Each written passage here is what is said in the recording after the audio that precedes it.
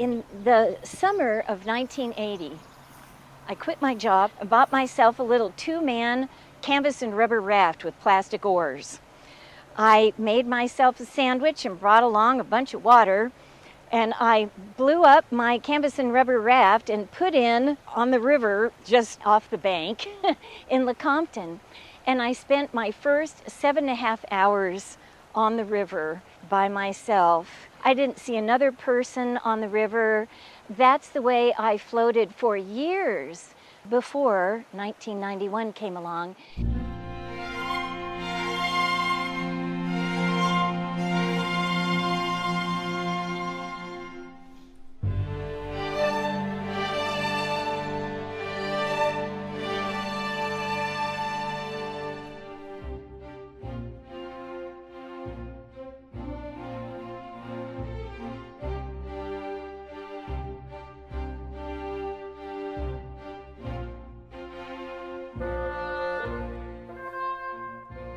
The Kansas River, or Kaw, is a 173-mile-long sandy-bottomed prairie river and takes its name from the former inhabitants of this region prior to settlement, the Kansa peoples. And of course, this river was central to the lives of Native peoples for millennia.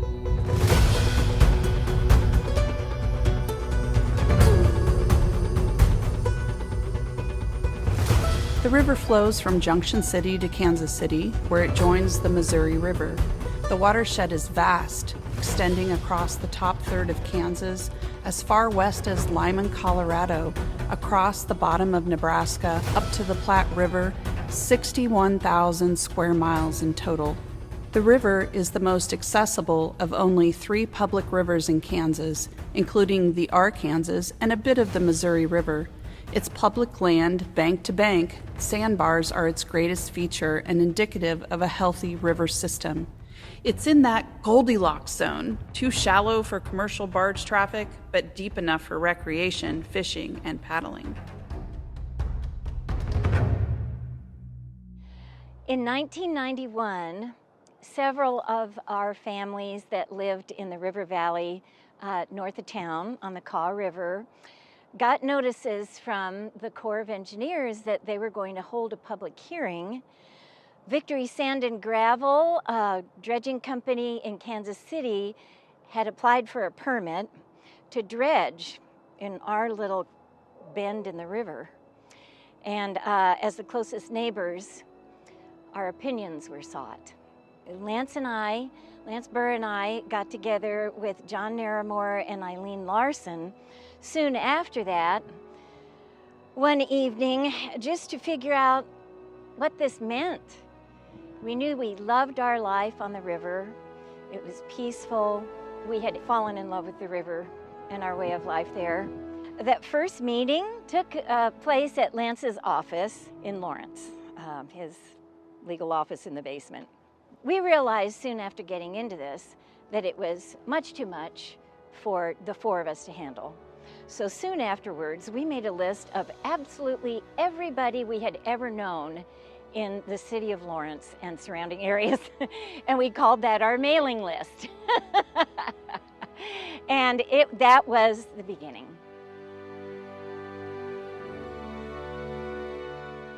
Lance Burr, Patty Boyer, Dave Murphy, Craig Thompson, Deb Baker, solid people, Laura and Mike Caldwell, of course. I caught their passion. Mike Caldwell was a passionate advocate for the Kaw. I've always been in love with this river. When I was about 20, I got on it for the first time and I floated a section of the Kaw, and I couldn't believe there's this wonderful river right outside of our door and nobody uses it. There was nobody out on it.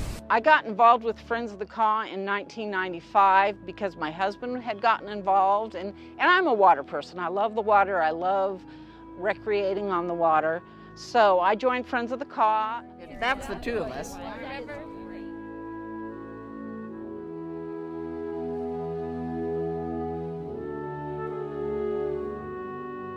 The companies that dredge on the river, they have a suction and a machine that goes down and it kind of augers a hole in the bottom of the river, and then they suck the sand out, they sort it, and then they sell it. Now, Some companies sell it for asphalt or for concrete, and apparently Kansas River sand is one of the best sands to make that product. The river, in attempt to heal that hole, undercuts the banks, degrades the banks, make them fall into the river so that it can fill up that hole. The river gets faster, it gets colder. We talked to farmers whose farmland had been, the banks are undercut during extreme dredging. In the beginning, they didn't even have to pay anything to take that sand out of the river. And they finally had to start paying, I think it was 11 cents a ton to take sand out of the river. It was one of those nights in June in Kansas. There were tornado warnings out all over the place. It was pouring rain, it was lightning, it was thundering. 100 people showed up to speak. The night started with Victory Sand and Gravel having their representatives get up and read their little spiels. And then for hours, there was public citizen after public citizen that got up to that mic and told everybody what they thought, arguments against this impending industrialization. There was applause. There was applause and whooping and hollering. We knew that it was significant, very significant win.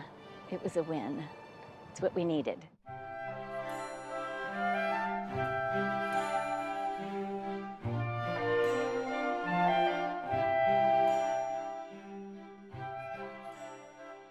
I went down and talked to people in St. George, and we built the first ramp, and we built the second, and third, and fourth, and fifth. And what we've done is develop a river that has a lot of people using it, and we've got a bunch of advocates now for the river. And that to me is what's going to make this river last. My husband Mike had worked to build, he built about 10 access ramps on the river. So it started with only 3 access ramps on the Kansas River. Really, it was a forgotten river. Very few people floated on it. And but after we get all those access ramps on, now its recreation has increased, I'd say, 1,000%. I joined at the very beginning. I was one of the first members. One of my favorite memories was when we used to put the really large canoe trips together. And then the other time was when we put the access together on the sandbar. That was when it was one of these large canoe trips, and Mike and a bunch of the guys had gone down and had written, this is when we were still trying to get access, walked out in the sandbar, access in giant letters, and then they had everybody come and take their canoe off of the river and spell it out. And so from a picture up above, it looked like beadwork on deer skin. It was just this beautiful, colorful, big sandbar that said access across it. So that was a lot of fun.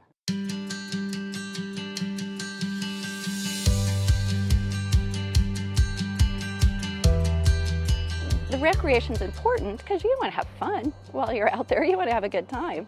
But I think it extends so much beyond that. It's about learning about our state and learning about the ecosystem and building an appreciation and a gratitude for it and understanding the role it plays in our lives. You know, I did not learn as a young person, because being from out west, I didn't necessarily learn that, 800,000 people rely on this river for their drinking water.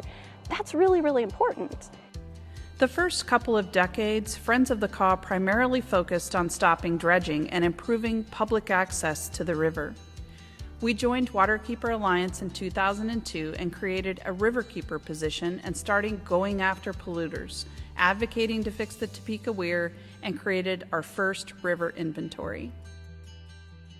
When I stepped into the Kansas Riverkeeper role in 2015, Friends of the Caw was ready to engage the public at a whole new level. We were ready to clean up those really big dump sites. We were ready to further develop the Kansas River Water Trail and step up our game at the State House. We focused on cultivating partnerships and expanding our membership and volunteer base. I was the only full-time employee, and so I needed a team, a big team, to go after my big dreams. When I started, we had about 18 people on our volunteer email list, and today we have over 300. Volunteers help with cleanups, educational programs, and restoration projects, but mostly with our Kaw River Guide program as paddle trip assistants and cleanup leaders. Our volunteers and members are truly the heart and soul of Friends of the Kaw.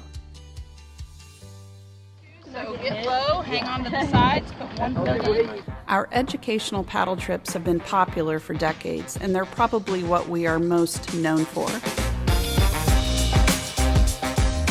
We use the river as a living classroom for high school and college students, as well as the general public, to learn how to seine for macroinvertebrates or to learn about water quality. We have also worked hard to develop partnerships along the river with the Evergy Green Team, the Kansas Department of Wildlife and Parks, and businesses up and down the river who help us to make it a better place for us all. In 2020, we kayaked all 173 miles of the Kansas River as a way to connect the public to the Kansas River Water Trail and to the local communities. This event took 9 days with 7 community visits and 5 public paddles, and it was an absolute blast. We believe that when people experience the Kansas River and all of its beauty, they will want to help us protect it.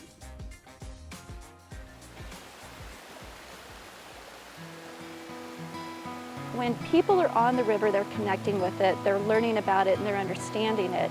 And it's because of that connection that we build conservation or the will to conserve it. And so people really conserve and protect things they know and they see and they experience.